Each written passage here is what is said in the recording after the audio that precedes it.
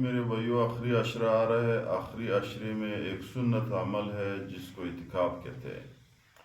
اعتکاف میرے بھائیو تین چیزیں بیان کرتے ہیں: اعتکاف کا مطلب، اعتکاف کی شرائط، اعتکاف کی ثواب۔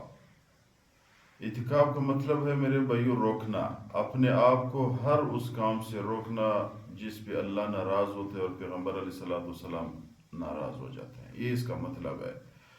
دوسرا چیز ہے اعتکاف میرے بھائیو، کیا اعتکاف سنت ہے؟ پیغمبر علیہ السلام، حضرت عائشہ رضی اللہ تعالیٰ عنہ فرماتی ہے کہ پیغمبر علیہ السلام رمضان کے آخری عشرے میں خواہ اعتکاف فرماتے تھے، یہاں تک کہ دنیا سے تشریف لے گئے، اس وقت تک پیغمبر علیہ السلام اعتکاف فرماتے تھے۔ اور دوسرا یہ، پھر پیغمبر علیہ السلام کے بعد ازواج مطہرات بھی اعتکاف کرتی تھی۔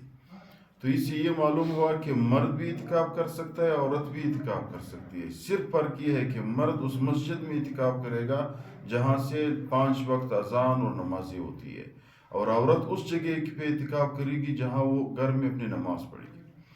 تو مرد اور عورت کی اعتکاف کی شرائط کیا ہے؟ جیسا مرد کے لیے شرط یہ ہے کہ اعتکاف مسجد سے بغیر عذر مرد نہیں نکلے گا، نہ جنازے کے لیے، نہ بیوی بچوں کے لیے، نہ کسی بغیر ضرورت کے لیے مسجد سے وہ نکل سکے گا۔ دوسرا شرط اعتکاف کے لیے یہ ہے کہ مرد روزہ خواہ رکھے گا اور عورت بھی خواہ روزہ، اعتکاف کے لیے روزہ شرط ہے۔ تیسرا چیز یہ ہے کہ اعتکاف کی کیا ثواب ہے۔ ثواب سے پہلے آپ لوگوں سے گزارش ہے کہ یہ ویڈیو آپ لوگ سبسکرائب کریں، آگے شیئر کریں، یہ ایک نیک کام ہے تاکہ اور لوگوں تک پہنچے۔ آخر زمانے ایک حدیث دوسرے تک پہنچانا بڑا ثواب ہے، تو یہ آسان کام ہے، ایک بٹن لگا کر کے دوسرے مسلمانوں تک آپ لوگ حدیث پہنچا سکتے ہو۔ تو دوسرا یہ ہے میرے بھائیو، اعتکاف کا کیا ثواب ہے۔ اعتکاف امام بہقی رحمۃ اللہ علیہ نے روایت نقل کی ہے کہ ایک دن اعتکاف کرنے سے اللہ تعالیٰ اس سے راضی ہوتا ہے کہ اس شخص اور جہنم کے درمیان 3 خندقوں کا فاصلہ کرتا ہے۔ ایک خندق کا فاصلہ زمین اور آسمان کے درمیان ہے، کتنا بندہ دور ہو جائے گا جہنم سے۔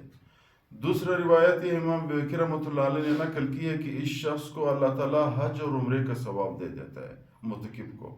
تیسرا فائدہ یہ ہے میرے بھائیوں کہ 24 گھنٹے بندہ مسجد میں ہوتا ہے، فرشتوں کے ماحول میں ہوتا ہے، تو اس شخص کی 24 گھنٹے ثواب میں لکھے جاتے ہیں۔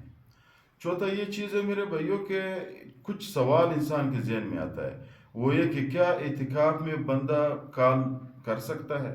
دوسرا یہ، کیا اعتکاف میں بندہ نہا سکتا ہے؟ تیسرا یہ، کیا اعتکاف میں بندہ کچھ نہ کچھ باتیں کر سکتا ہے؟ تو پہلی سوال یہ ہے کہ بندے کو اگر کوئی کال ہے تو ضروری کال بندہ کر سکتا ہے، اپنے بچوں کے حال احوال کچھ نہ کچھ لے سکتا ہے، ایسا نہیں کہ وہ گھنٹوں شروع ہو، ضروری کال بندہ کر سکتا ہے، اجازت ہے کچھ منٹ کے لیے۔ دوسرا مسئلہ یہ ہے کہ بندہ نہا سکتا ہے اگر اس کو اندازہ ہوا کہ یار میرے جسم ابھی صحیح نہیں ہے، پسینہ آ رہا ہے، بدبو آ رہا ہے انسان سے، تو بندہ نہا سکتا ہے۔ اور تیسرا یہ میرے بھائیوں کہ وہ کوئی بندہ آیا، اس سے کسی مسئلے کا پتہ کیا یا کسی ٹائم کا پتہ کیا، ایک اجنبی بندہ مسجد میں آیا، اس سے پتہ کیا کہ یار فلاں بندہ کدھر ہوتا ہے، تو اس کو گھر کا راستہ بتا سکتا ہے کہ یار اس کا اس گلی میں گھر ہے، ادھر۔